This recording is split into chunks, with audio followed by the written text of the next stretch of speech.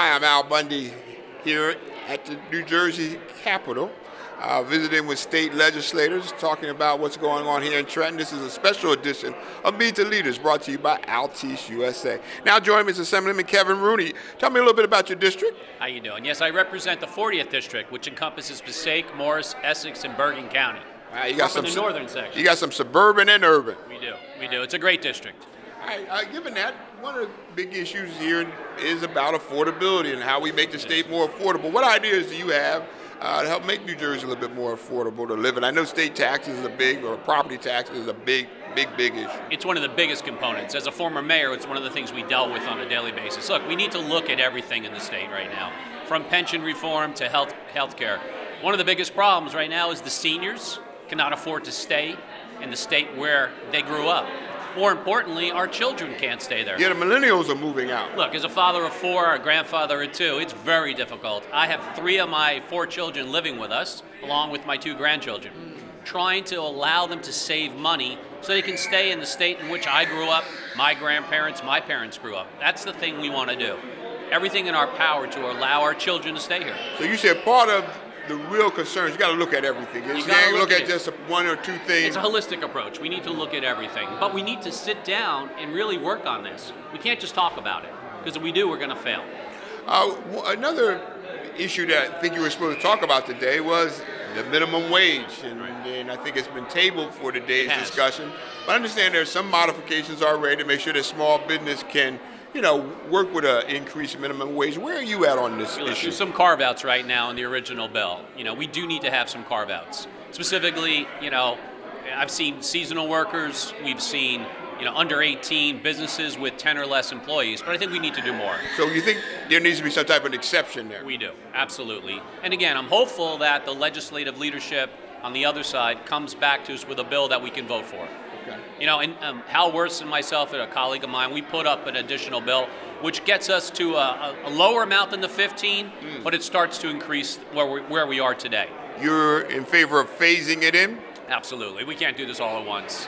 Again, we just talked about affordability. We can't just drop a $15 minimum wage bill on everybody and expect the state to absorb it.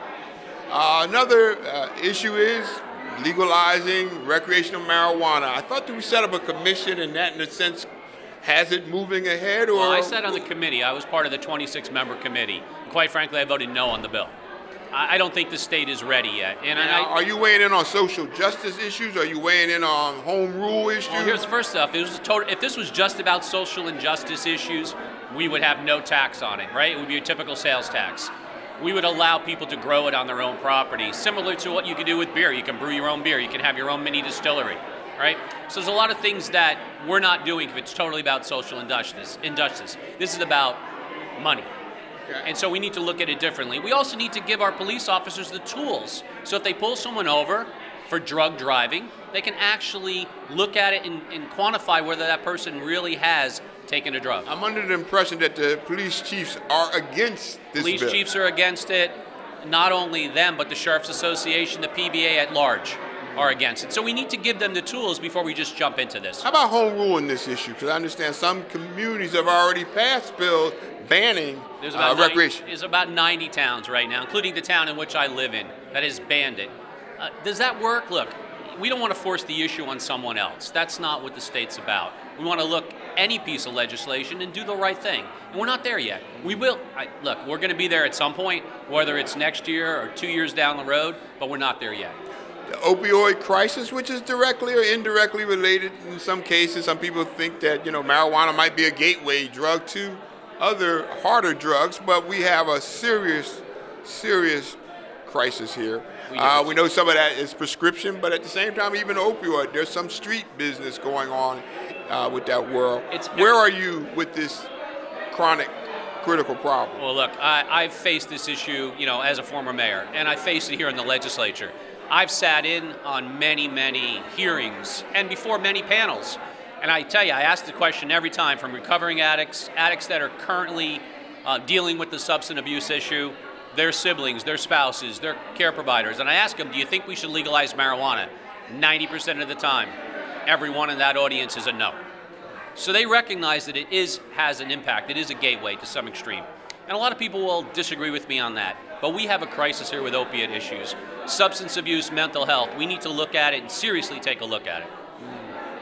Before we go, one issue, and I know there's many, that you would like to work on with Governor Murphy. I know you're probably passionate about a lot of things, but just give us one that you'd like to work on with Governor Murphy. Well, I think there's many issues, as you said, but let's talk about some stuff that I already have in the hopper.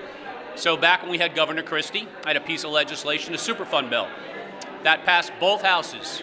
Let's talk about what Superfund is. That's a cleanup. It's a cleanup, and this is the Passaic River, holding the country of Argentina responsible, and more importantly, you know, they neglected their obligations there, which goes back to the taxpayers. Now, the Passaic River is not my district, but I represent 9 million folks. So it passed.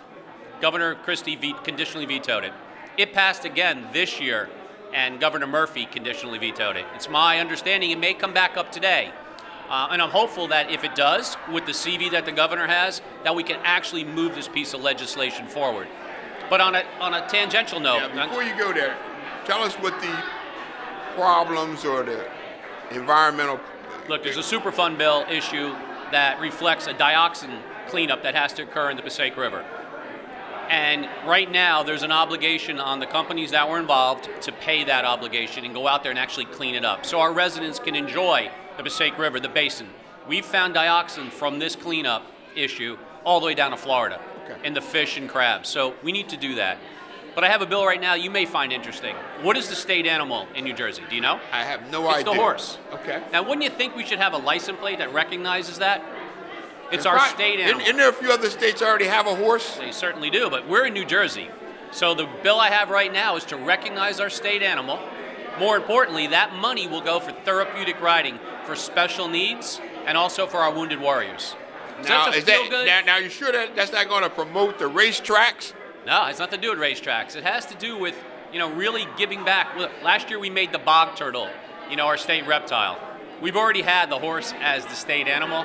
Let's recognize it. Let's hold it out there. And by the way, we have the most horses per capita in the entire United States. We exceed Kentucky. Let me help you a little bit. Didn't know that. Let me help you. We also train the Olympian equestrian team here in New Jersey. We certainly do. I lived in that neighborhood for many, many years. I've been there many times. Yes. Listen, we're out of time. Okay. That's good. But I want to thank Assemblyman Kevin Rooney for being here and meet the pleasure. leaders here at the New Jersey State Legislature. My pleasure. Thank you.